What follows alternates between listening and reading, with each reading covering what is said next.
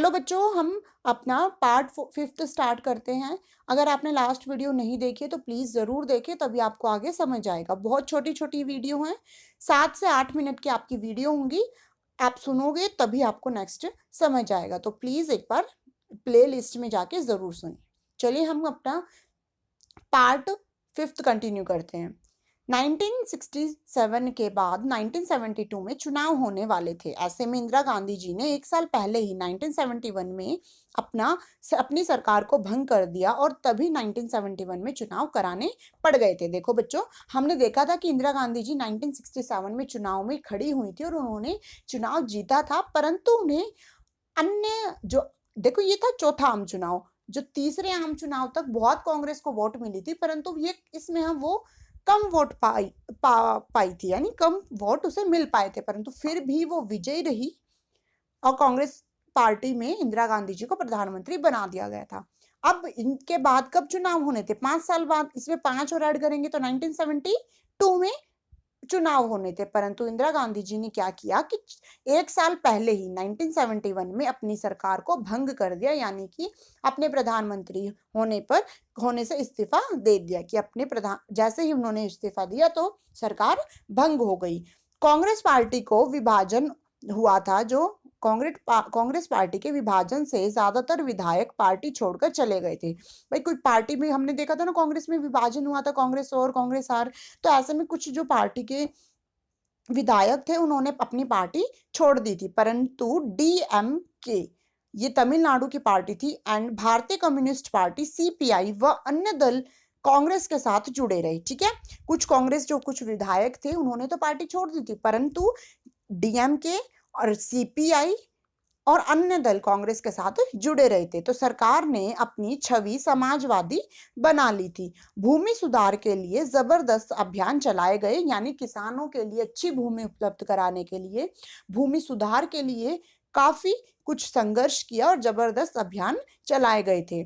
भू परिसीमन के कुछ और कानून भी बनाए गए थे। इंदिरा गांधी की कांग्रेस गठबंधन की सरकार बनाकर राजनीति ना करना चाहती थी। यानी देखो, जब 1967 में सरकार बनी थी तो ऐसे में इंदिरा गांधी जी को गठबंधन की सरकार बनानी पड़ी थी। उन्होंने सीपीआई से गठबंधन किया था, क्योंकि देखो बच्चों, हमने देखा है कि 9 राज्य तो ऐसे थे जिनमें इंदिरा गांधी जी को वोट ही नहीं मिल पाई थी, सीट ही नहीं मिल पाई थी, है ना। तो ऐसे में उन्होंने गठबंधन की सरकार बनाई और अपना शासन शुरू किया। ये शासन 4 साल तक किया और फिर 1971 में वो अपनी सरकार को भंग कर देते, यानी इस्तीफा दे देती है प्रधानमंत्री पद से। तो इंदिरा गांधी की जो कांग्रेस पार्टी थी वो गठबंधन की पार्टी थी, तो ऐसे में वो गठबंधन पार्टी बनाकर राज नहीं करना चाहती थी। इसीलिए उन्होंने 1970 के दिसंबर में लोकसभा को भंग कर दिया था। 1971 के चुनाव के परिणाम क्या निकले? अब फिर देखो, 1952 में, 1957 में, 1962 में, 1967 में, यानी प्रथम आम चुनाव, दूसरा आम चुनाव, तीसरा आम चुनाव और चौथा आम चुनाव।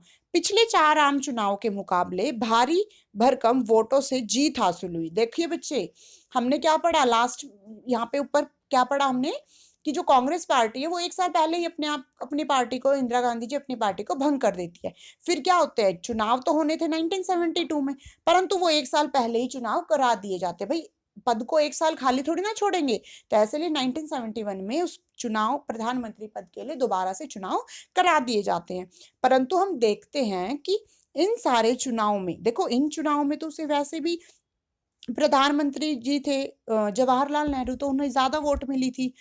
67 में कम मिली थी, परंतु 1971 के में चुनाव जब हुआ तो हुआ कुछ इस प्रकार कि इन 3 चुनावों के मुकाबले 1971 में, 1971 में सबसे ज्यादा बहुमत प्राप्त किया था कांग्रेस पार्टी ने।